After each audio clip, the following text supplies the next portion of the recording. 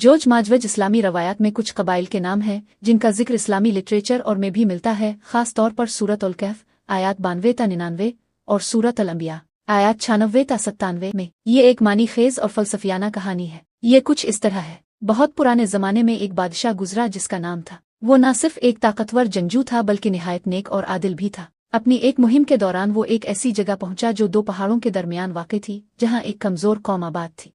इस कौम की जिंदगी हर वक्त जोज माजवज नामी शरपसंद कबाइल के खतरे में रहती थी। वो लोग उसके पास आए और उससे दरख्वास्त की कि वो उनके और जोज माजवज के दरमियान एक मजबूत रुकावट दीवार बना दे, क्योंकि ये कबाइल उनकी फसलें तबाह कर देते थे और उनकी जिंदगी को मुश्किल बना देते थे। जुल्करनैन ने कोई इनाम लेने के बजाय उनकी मदद की। इसने लोहे के बड़े बड़े टुकड़ों से एक मजबूत दीवार तामीर की और फिर इस पर पिघला हुआ तांबा डाल दिया, जिससे वो दीवार इतनी मजबूत हो गई कि जोज माजवज न तो इसे पार कर सकते थे और न ही इसमें सुराख कर सकते थे, और उन्हें इस दीवार के अंदर महसूर कर दिया गया तवील अरसे के लिए। लेकिन इसका मकसद हमेशा के लिए नहीं था। अब वो कहाँ है? रिवायती तौर पर यह माना जाता है कि वो अभी भी इस दीवार के अंदर कैद है। हर रोज वो दीवार को तोड़ने की कोशिश करते हैं, लेकिन हदीस में जिक्र है कि जब वो तकरीबन एक सुराख खोद लेते हैं और रोशनी देखना शुरू करते हैं तो जिस लम्हे वो कहते हैं हम कल इसे तोड़ेंगे, और इंशाअल्लाह उन्हीं कहते दीवार अपनी असल मजबूती हासिल कर लेती है। लेकिन किसी दिन वो इंशाअल्लाह कहेंगे और यकीनन दीवार टूट जाएगी। इस दीवार की तामीर में कौन सा मवाद इस्तेमाल हुआ था?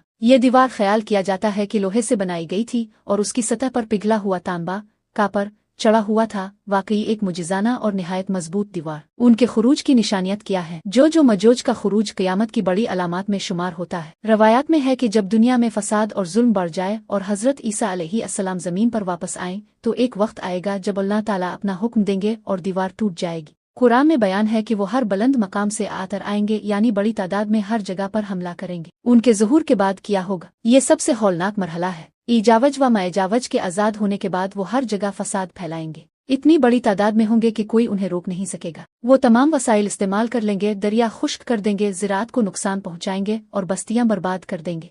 लोग खौफ के मारे भागेंगे और पहाड़ी इलाकों आज़ेर ज़मीन मकामात में पना लेंगे। उन दिनों हजरत ईसा अलैहिस्सलाम और उनके पैरोकार अल्लाह की तरफ रुजू करेंगे और दुआ करेंगे। उन्हें बराह रास्त लड़ना नहीं पड़ेगा, क्योंकि उनकी ताकत इंसानी ताकत से बढ़कर होगी। बाद में वो एक हैरान कुन तरीके से हलाक हो जाएंगे। रवायत के मुताबिक किसी छोटे जानवर या बीमारी के जरिए उनके गिले पर हमला होगा और सब एक ही रात में मर जाएंगे। जमीन उनके मुर्दा जिस्मों से भर जाएगी और फिर अल्लाह पाक जमीन को परिंदों और बारिश के जरिए साफ करेंगे। क्या उन्होंने दीवार में सुराख कर लिया है? इस बात का कोई यकीनी सबूत मौजूद नहीं कि उन्होंने अभी तक दीवार में हकीकी सुराख कर लिया हो। ये गैब के जुमरे में आता है और हकीकत सिर्फ अल्लाह ताला ही जानते हैं। हदीसों के मुताबिक वो मुसलसल कोशिश करते रहते हैं और उन्हें सिर्फ अल्लाह के हुक्म से ही आज़ाद किया जाएगा। आखिर में याद रखें, ये रवायत सिर्फ आपको डराने के लिए नहीं बल्कि ये सिखाने के लिए भी है कि जब फसाद अपनी हदें पार कर देता है तो इसके बाद सख्त इक़दामात किए जाते हैं। सब कुछ अल्लाह के हाथ में है। वीडियो पसंद आई हो तो एक लाइक जरूर करें और हमारे चैनल को सब्सक्राइब करना मत भूलें, क्योंकि आपका एक क्लिक हमें बहुत मोटिवेट करता है।